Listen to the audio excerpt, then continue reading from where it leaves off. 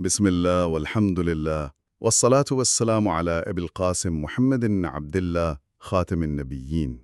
بالکل۔ تو آج ہم ایک ایسی بات پہ غور کرنے والے ہیں جو بظاہر بڑی سادہ لگتی ہے، لیکن اس کی گہرائی واقعی انسان کو ہلا کر رکھ دیتی ہے۔ صحیح۔ مطلب ذرا ایک لمحے کے لیے ایک ایسے انسان کا تصور کریں نا، جس نے اپنی پوری زندگی یعنی ہر لمحہ عبادت میں گزار دیا ہو۔ ہاں، جو ظاہری طور پر بہت نیک ہو۔ بالکل، جو راتوں کو جاگ کر دعائیں مانگ رہا ہے، غریبوں کی مدد کر رہا ہے، لیکن پھر اچانک یہ انکشاف ہو کہ اس کی آمدنی میں یا اس کے رزق میں ملاوٹ کا، ظلم کا یا حرام کا محض ایک قطرہ شامل تھا۔ صرف ایک قطرہ؟ ہاں، اور اس ایک قطرے نے ایک ایسی اندیکھی دیوار کھڑی کر دی جس نے اس کی تمام عمر کی دعاؤں کو آسمان تک پہنچنے ہی نہیں دیا۔ یہ واقعی بہت خوفناک خیال ہے۔ تو چلیں اس موضوع کی گہرائی میں اترتے ہیں۔ آج کے اس گہرے مطالعے کا مرکز اللہ تعالیٰ کا ایک ایسا نام ہے جو محض ایک لفظ نہیں بلکہ ایک مکمل کائناتی اصول ہے، اور وہ نام ہے الطیب۔ یہاں سب سے زیادہ حیران کن بات یہ ہے کہ عام طور پر جب انسان اللہ کے ناموں کا مطالعہ کرتا ہے نا، تو وہ انہیں محض ایک عقیدے یا مراقبے کی حد تک محدود کر دیتا ہے۔ ہاں، بالکل ایسا ہی ہے۔ لیکن الطیب کا معاملہ بالکل مختلف ہے۔ یہ نام انسان کی زندگی میں ایک انتہائی سخت، مطلب ایک کڑے فلٹر کے طور پر کام کرتا ہے۔ فلٹر؟ وہ کیسے؟ دیکھیں، لغت کے جو مایا ناز امام ہیں نا، الجویری اور ابن فارس، وہ جب اس لفظ کی جڑوں کو تلاش کرتے ہیں تو بتاتے ہیں کہ عربی زبان میں طیب کے بنیادی حروف کسی عام اچھائی کی طرف اشارہ نہیں کرتے۔ اچھا۔ یہ دراصل خبیث کی مکمل اور قطعی ضد ہے۔ مطلب خبیث سے مراد ہر وہ چیز ہے جس میں کوئی بگاڑ ہو، کوئی خرابی یا ناپاکی ہو، یعنی کوئی بھی اندرونی نقص۔ بالکل۔ اس کے برعکس طیب وہ خالص ترین حالت ہے جس میں دور دور تک کسی قسم کی ملاوٹ یا خامی کا کوئی شائبہ تک نہ ہو۔ واہ! قدیم عربوں کے ہاں نا، یہ لفظ اس زمین کے لیے استعمال ہوتا تھا جو کیڑے مکوڑوں اور زہریلی جڑی بوٹیوں سے پاک ہو کر خالصتاً زرخیز ہو۔ صحیح، لیکن یہاں ایک الجھن پیدا ہوتی ہے ذہن میں۔ جی، کیا الجھن؟ مطلب جب ہم قرآن مجید کی تلاوت کرتے ہیں تو ہمیں اللہ تعالیٰ کے بے شمار صفاتی نام ملتے ہیں، جیسے الرحمن، الرحیم، القدوس۔ جی بالکل ملتے ہیں۔ لیکن الطیب تو براہ راست قرآن میں اللہ کے نام کے طور پر ذکر نہیں ہوا۔ تو پھر علامہ ابن القیم اور علامہ ابن عثیمین جیسے محتاط علماء نے اسے اسماء الحسنہ میں کیسے شامل کر لیا؟ یہ سوال اصول دین کے حوالے سے واقعی بہت اہم ہے۔ یہ درست ہے کہ یہ نام قرآن میں براہ راست اس طرح نہیں آیا، ہاں نا؟ لیکن اس کا ماخذ سنت نبوی میں انتہائی مضبوط ہے۔ اس کی بنیاد حضرت ابو ہریرہ سے مروی وہ مشہور حدیث ہے جس میں رسول اللہ صلی اللہ علیہ وسلم نے ایک حتمی کائناتی اصول بیان فرمایا۔ کون سا اصول؟ وہ فرماتے ہیں، اے لوگو، بے شک اللہ طیب ہے اور وہ طیب کے سوا کچھ قبول نہیں کرتا۔ سبحان اللہ۔ امام نووی جب اس حدیث کی تشریح کرتے ہیں نا، تو وہ بتاتے ہیں کہ اللہ کی ذات کے حوالے سے اس لفظ کا مفہوم بہت وسیع ہے۔ یعنی اللہ کی ذات، اس کی صفات اور اس کے تمام افعال ہر قسم کے نقص اور عیب سے مکمل طور پر پاک ہیں۔ یہ القدوس سے ملتا جلتا ہے، لیکن طیب میں قبولیت کا وہ پہلو بھی شامل ہے جو کائنات کی ہر شے کو اللہ کے معیار پر پرکھتا ہے۔ لیکن دیکھیں، اگر ہم اس اصول کو انسانی زندگی پر لاگو کریں نا، تو ایک بہت بڑا تضاد سامنے آتا ہے۔ کیسا تضاد؟ انسان کی تو فطرت ہی میں کمزوری ہے۔ ہم انسان روزانہ کتنی ہی خطائیں کرتے ہیں، ہماری نیتوں میں کھوٹ آ جاتا ہے۔ اگر ادھر اللہ کی ذات کامل طیب ہے جو خامی والی کوئی چیز قبول ہی نہیں کرتی۔ جی میں سمجھ رہی ہوں آپ کیا کہنا چاہ رہے ہیں۔ تو جب ہم اپنی اس حالت کو دیکھتے ہیں تو خوف آتا ہے کہ ہماری تو شاید کوئی عبادت بھی قبولیت کے لائق نہیں ہے، کیونکہ ہماری تو ہر چیز میں خامی ہے۔ استغفر اللہ۔ تو کیا انسان کا ہر عمل مسترد کر دیا جاتا ہے؟ یہ تضاد بظاہر نظر آتا ہے، لیکن در حقیقت یہیں سے اللہ کی رحمت اور طیب ہونے کا توازن سمجھ آتا ہے۔ ابن القیم اس بات کو بہت خوبصورتی سے کھولتے ہیں۔ اچھا، وہ کیا کہتے ہیں؟ وہ بتاتے ہیں کہ اللہ تعالیٰ انسان سے فرشتوں جیسی کامل اور بے عیب طہارت کا مطالبہ نہیں کر رہا، کیونکہ وہ انسان کی فطری کمزوری کو جانتا ہے۔ صحیح۔ یہاں طیب کے سوا کچھ قبول نہیں کرتا کا مطلب یہ ہے کہ اللہ عمل کے اس حصے کو قبول کرتا ہے جو خالص اس کے لیے کیا گیا ہو۔ یعنی جس میں نیت کی سچائی ہو۔ بالکل، اور جو حلال اور جائز طریقے سے کیا گیا ہو۔ اگر عمل میں کوئی بشری خامی رہ جائے لیکن انسان سچے دل سے توبہ کر لے تو وہ توبہ اس عمل کو دوبارہ طیب بنا دیتی ہے۔ واہ کیا بات ہے! یہ چیز بلندی کا سفر طے کر سکتی ہے جو طیب ہو۔ یہاں آ کر بات واقعی بہت دلچسپ ہو جاتی ہے، کیونکہ کلمات کے بلند ہونے کی بات سے ذہن فوراً ہماری روزمرہ کی نماز کی طرف جاتا ہے۔ جی، تشہد کی طرف۔ بالکل، ہم ہر نماز کے تشہد میں اقرار کرتے نا، التحیات للہ والصلوات والطیبات۔ ہم روزانہ کئی بار یہ دہرا رہے ہیں کہ تمام طیبات اللہ ہی کے لیے ہیں۔ صحیح۔ تو کیا اس کا واضح مطلب یہ نکلتا ہے کہ کائنات میں جو کچھ بھی خالص ہے اس کا رخ فطری طور پر سیدھا اللہ کی طرف ہے؟ 100% ایسا ہی ہے، اور یہی اس نظام کی آپ کہہ لیں کہ روحانی فزکس ہے۔ روحانی فزکس، یہ دلچسپ اصطلاح ہے۔ ہاں نا، مطلب جب کائنات کا خالق خود طیب ہے تو وہ ایک مقناطیس کی طرح کائنات کی ہر طیب چیز کو اپنی طرف کھینچتا ہے۔ اچھا، کلمات میں سے، افعال میں سے جو کچھ بھی پاکیزہ ہے اس کی آخری منزل اللہ کی بارگاہ ہے۔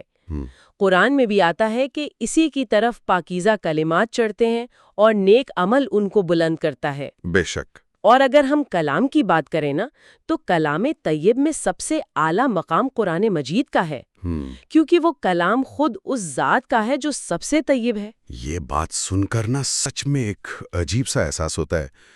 مطلب ہم دن بھر میں اپنے دفتروں میں، دوستوں کی محفلوں میں کیسی لغویات کہہ جاتے ہیں۔ بالکل ایسا ہی ہے۔ ہم تو سارا دن کیسی باتیں کرتے ہیں، استغفر اللہ، مطلب غیبت اور طنز، یہ تو ایسے الفاظ ہیں جن کا رخ آسمان کی طرف ہو ہی نہیں سکتا۔ صحیح کہا آپ نے۔ تو کیا عقیدے اور انسان کے ان ظاہری اعمال کا آپس میں کوئی گہرا تعلق ہے جو منابع میں بیان ہوا ہو؟ جی، قرآن مجید کی سورت ابراہیم اس تعلق کو سمجھنے کے لیے ایک انتہائی خوبصورت تمثیل پیش کرتی ہے۔ اللہ تعالیٰ نے عقیدہ توحید کو ایک شجرہ طیبہ یعنی ایک پاکیزہ درخت سے تشبیہ دی ہے۔ پاکیزہ درخت، واہ! اس درخت کا کمال یہ ہے کہ اس کی جڑیں زمین کی گہرائی میں مضبوطی سے گھڑی ہوتی ہیں اور اس کی شاخیں آسمان کی بلندیوں کو چھو رہی ہوتی ہیں۔ یہ تو ایک مومن کی اندرونی اور بیرونی حالت کا نقشہ لگتا ہے۔ بالکل، جب دل کے اندر توحید کی جڑیں مضبوط ہوتی ہیں تو اس کے نتیجے میں جو اخلاق پیدا ہوتے ہیں، جو سچائی زبان سے نکلتی ہے، وہ اس درخت کی شاخیں اور پھول ہیں۔ صحیح۔ اور یہ پھل اپنے رب کے حکم سے ہر وقت ظاہر ہوتا رہتا ہے، یعنی طیب انسان کا وجود معاشرے کے لیے ہمیشہ نفع بخش رہتا ہے۔ لیکن دیکھیں، اگر عقیدہ ایک درخت ہے تو ظاہری سی بات ہے کہ اس کی بقا کا انحصار اس پانی اور مٹی پر ہے جس سے وہ خوراک لے رہا ہے۔ جی بالکل۔ اور انسان کی خوراک اس کا رزق ہے۔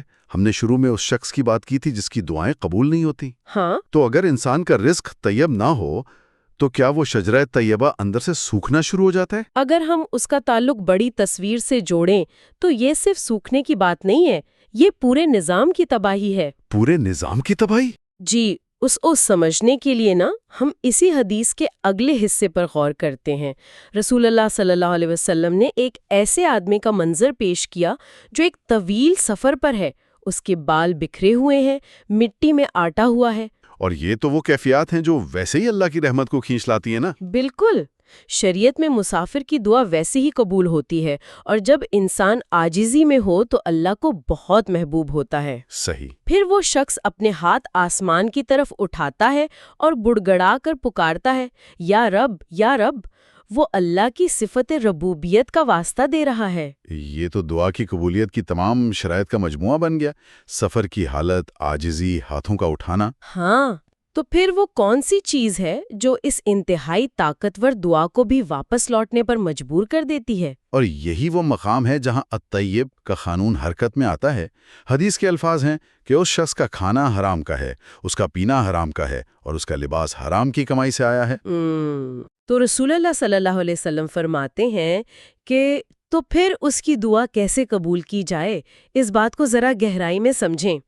انسانی جسم خلیات سے بنتا ہے اور وہ اس غذا سے بنتے ہیں جو ہم کھاتے ہیں۔ صحیح بات ہے۔ جب وہ غذا کسی کا حق مار کر یا دھوکہ دے کر خریدی گئی ہو تو وہ مادی لحاظ سے تو شاید بہت لذیذ ہو، لیکن روحانی فزکس میں وہ سراسر خبیث اور تاریک ہوتی ہے۔ اللہ اکبر۔ جس زبان پر، جس دل پر اور جس جسم میں یہ خبیث توانائی گردش کر رہی ہو، اس سے نکلنے والی دعا اس رب تک کیسے پہنچ سکتی ہے جو خالص طیب ہے؟ یہ تشریح تو سچ میں رونگٹے کھڑے کر دینے والی ہے۔ ہم روزمرہ کی زندگی میں کتنی بے احتیاطی کرتے ہیں نا؟ بہت زیادہ۔ کبھی کبھی انجانے میں ہم کیا کچھ کر جاتے ہیں، استغفر اللہ۔ کوئی شخص نوکری میں اپنا وقت چوری کر رہا ہے اور اسی تنخواہ سے بچوں کو کھانا کھلا رہا ہے۔ جی، یا کوئی دکاندار وزن میں تھوڑی سی ڈنڈی مار لیتا ہے۔ ہاں، اور سمجھتا ہے کہ یہ تو منافع ہے۔ یہ تو بہت ڈرانے والی بات ہے۔ مطلب استغفر اللہ، ہم تو سوچتے بھی نہیں کہ ہم اپنے ہاتھوں سے اپنے لیے کتنا بڑا روحانی بحران کھڑا کر رہے ہیں۔ بالکل۔ اور پھر ہم شکوہ کرتے ہیں کہ ہماری دعائیں کیوں پوری نہیں ہوتی۔ یہ تو واضح ہو گیا کہ طیب ہونا محض ایک تصور نہیں ہے، بلکہ ایک سخت عملی طرز زندگی ہے۔ بلا شبہ، اور اسی لیے قرآن میں اللہ تعالیٰ نے انبیاء اور عام مومنوں دونوں کو ایک ہی اصول دیا۔ سورۃ المومنون میں ارشاد ہے کہ اے رسولو، پاکیزہ چیزوں میں سکھاؤ اور نیک عمل کرو۔ یہاں نیک عمل سے پہلے پاکیزہ رزق کا حکم ہے۔ جی، کیونکہ اگر رزق طیب نہیں ہوگا نا تو اس جسم کو نیک عمل کرنے کی توفیق ہی نہیں ملے گی۔ حرام کھانے والے کی فطرت سجدے سے بھاگنے لگتی ہے کیونکہ اس کا ایندھن خبیث ہو چکا ہوتا ہے۔ تو اس سب کا اصل مطلب کیا ہے؟ مطلب ایک عام انسان جو اس دنیا میں پیدا ہوا ہے، وہ بازار جاتا ہے، معاشرے میں اٹھتا بیٹھتا ہے، وہاں تو سچ اور جھوٹ سب آپس میں گندھے ہوئے ہیں۔ بالکل ایسا ہی ہے۔ اگر اللہ طیب ہے اور صرف طیب پسند ہے تو اس نے اس دنیا کو ایسا خالص کیوں نہیں بنایا؟ اس شدید ملاوٹ کا مقصد کیا ہے؟ یہ سوال انسانی وجود کے مقصد کی بنیاد ہے۔ علامہ ابن القیم نے اس الجھن کو ایک انتہائی شاندار کائناتی تقسیم سے سلجھایا ہے۔ وہ فرماتے ہیں کہ اللہ کی حکمت نے اس پوری کائنات کو 3 مختلف گھروں میں تقسیم کیا ہے۔ 3 مختلف گھر؟ وہ کون سے ہیں؟ پہلا گھر وہ ہے جو ابتدائی سے خالص طیب لوگوں، طیب اعمال اور طیب چیزوں کے لیے مختص ہے۔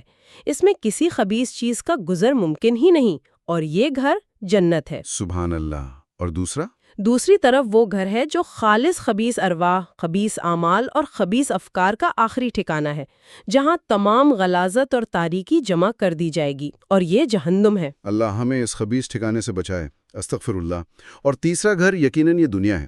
جی، یہ دنیا وہ تیسرا گھر ہے، اور اس کی تخلیق کا مقصد ہی یہ ہے کہ یہاں طیب اور خبیث کو جان بوجھ کر ایک دوسرے کے ساتھ ملا دیا جائے۔ اچھا، یعنی یہ کوئی حادثہ نہیں ہے؟ نہیں، یہ ایک باقاعدہ ڈیزائن ہے۔ یہ دنیا ایک بڑی چھلنی کی طرح ہے جس میں انسان کو بھیجنے کا مقصد یہ دیکھنا ہے کہ کون مشکل کے باوجود حلال کو چنتا ہے۔ قیامت کے دن یہ چھلنی کا عمل مکمل ہو جائے گا۔ صحیح۔ پھر جنت میں وہ لوگ داخل ہوں گے جنہوں نے اس دنیا کی ملاوٹ میں خود کو طیب رکھا۔ جنت کی طہارت کا یہ عالم ہوگا کہ وہاں انسان کو کوئی جسمانی غلاظت نہیں ہوگی، پسینہ بھی کستوری جیسا ہوگا۔ واہ، جنت کے اس خالص پن کو سن کر واقعی دل کھنچتا ہے۔ لیکن جب ہم آج کی دنیا کو دیکھتے ہیں نا، تو ایک عام خیال یہ پایا جاتا ہے کہ اگر کوئی سچ بولے گا، حلال کمائے گا، تو وہ ہمیشہ گھاٹے میں رہے گا۔ ہاں، لوگ سمجھتے ہیں کہ زندگی تلخ ہو جائے گی۔ بالکل۔ تو کیا اس پاکیزہ راستے کا سارا انعام صرف مرنے کے بعد کی زندگی کے لیے ہے، یا اس دنیا میں بھی ان طیب لوگوں کے لیے کچھ رکھا گیا ہے؟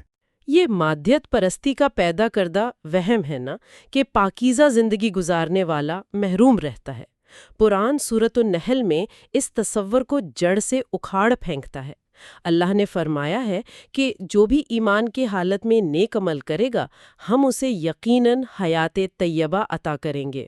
حیات طیبہ، لیکن اس کا عملی مطلب کیا ہے؟ کیونکہ نیک لوگوں پر بھی تو بیماریاں آتی ہیں، کاروبار میں نقصان ہوتا ہے، تو وہ پاکیزہ زندگی کیسی ہوئی؟ ابن القیم فرماتے ہیں کہ اس کی اصل گہرائی حلال رزق سے بہت آگے ہے۔ حیات طیبہ دراصل دل کی اس کیفیت کا نام ہے جہاں انسان کو اللہ پر مکمل توکل کا وہ مقام مل جاتا ہے کہ دنیا کے ظاہری حالات اس کے اندرونی سکون کو چھین نہیں سکتے۔ مطلب اندرونی سکون جو دولت سے نہیں ملتا؟ بالکل، یہ وہ نعمت ہے جو کروڑوں کی کرپشن کرنے والے کی نیند میں نہیں آ سکتی، لیکن ایک حلال کمانے والے مزدور کے کچے صحن میں اتری ہوتی ہے۔ منابع میں ایک عارف کا قول ہے جو بڑا زبردست ہے۔ جی بتائیں۔ وہ فرماتے ہیں کہ کبھی میرے دل پر ایسے اوقات بھی گزرتے ہیں کہ میں سوچتا ہوں اگر اہل جنت اسی کیفیت میں ہیں جس میں اس وقت میرا دل ہے تو یقیناً وہ ایک شاندار اور مزے کی زندگی گزار رہے ہیں۔ کیا بات ہے، مطلب دنیا میں ہی جنت کا سکون۔ ہاں، اور جب یہ پاکیزہ روحیں قیامت کے دن جنت کے دروازوں پر پہنچیں گی نا تو فرشتے ان سے کہیں گے سلام علیکم طبتم فادخلوها خالدین، یعنی تم پر سلامتی ہو، تم پاکیزہ رہے تو اب ہمیشہ کے لیے اس میں داخل ہو جاؤ۔ تب تم فادخلوہا، واقعی یہ تصور دل کو ہلا دینے والا ہے۔ بالکل۔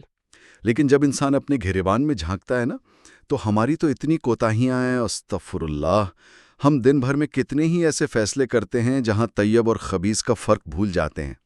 ہم سمجھتے ہیں چھوٹا سا جھوٹ کیا بگاڑے گا۔ انسان ہونے کے ناطے غلطیاں تو ہوتی ہیں، لیکن ہمیں مایوس نہیں ہونا چاہیے کیونکہ وہ طیب رب غفور اور رحیم بھی ہے۔ سچی توبہ انسان کو واپس طیب بنا دیتی ہے۔ بس اللہ ہماری غلطیوں کو معاف کرے، استغفر اللہ، اور ہمیں بھی یہ حیات طیبہ نصیب کرے۔